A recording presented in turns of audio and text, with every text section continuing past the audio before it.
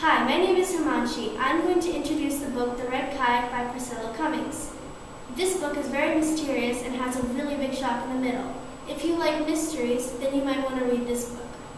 This book is about a boy named Brady and his two friends. Brady has new neighbors, the D'Angelos, who have just recently moved in, and they are building and constructing their new home. The D'Angelos face a horrible tragedy when their kayak sinks. When Brady learns the secret to this death of the kayak sinking, will he reveal the secret to everyone? If he does, his friends and his family's life will change forever.